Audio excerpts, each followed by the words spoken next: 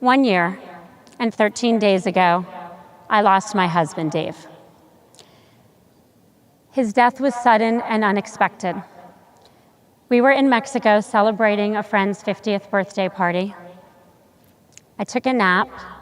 He went to work out.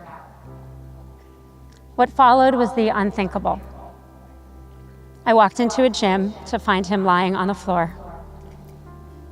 I flew home to tell my children that their father was gone.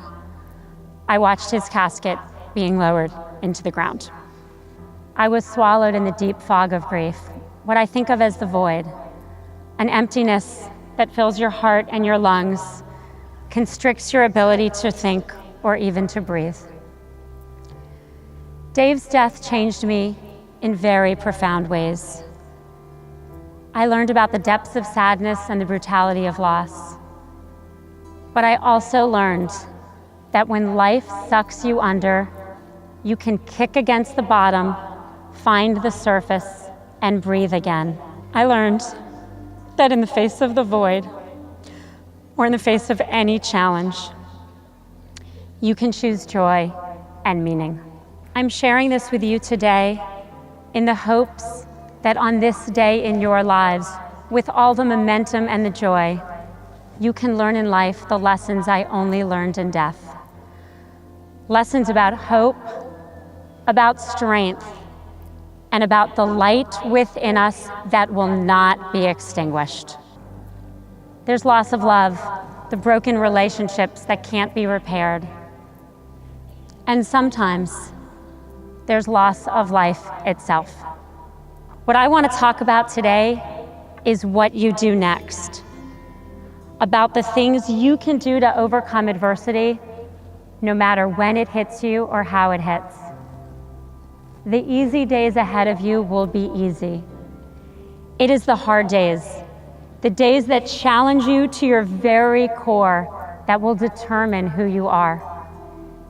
You will be defined not just by what you achieve, but by how you survive. A few weeks after Dave died, I was talking to my friend Phil about a father-son activity Dave would not be here to do. We came in with a plan to fill in for Dave, but I cried to Phil. I said, I want Dave. Phil put his arm around me and said, option A is not available. So let's just kick the shit out of option B.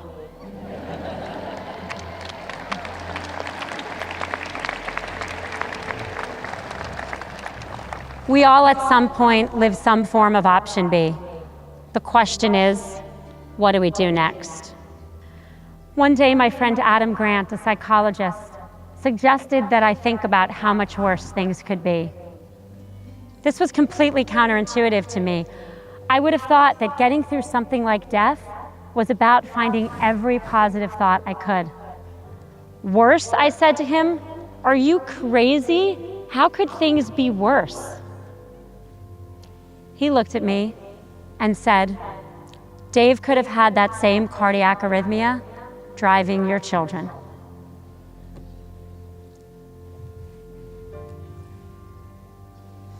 The minute he said it, I felt overwhelming gratitude that my children were alive, and that gratitude overtook some of the grief.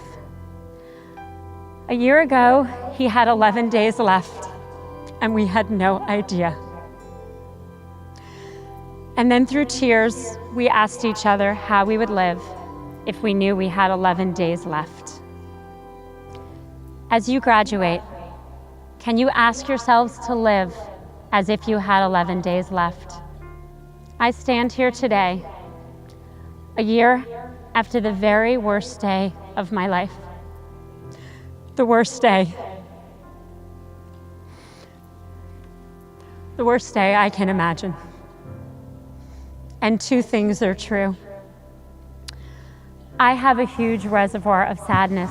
It is with me always. It is right here where I can touch it.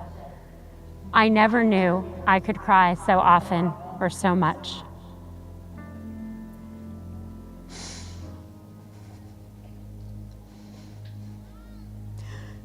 But for the first time, I'm grateful for each breath in and out. I'm grateful for the gift of life itself. I used to celebrate my birthday every 5 years and my friends' birthdays sometimes. Now I celebrate always. I used to go to bed every night worrying about all the things I did wrong that day, and trust me, the list was long. Now I go to bed trying to focus on that day's moments of joy. It is the greatest irony of my life that losing my husband helped me find deeper gratitude. Gratitude for the kindness of my friends, the love of my family, and the laughter of my children.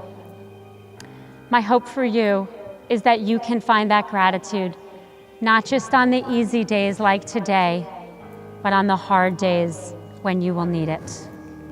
As the saying goes, we are more vulnerable than we ever thought, but we are stronger than we ever imagined.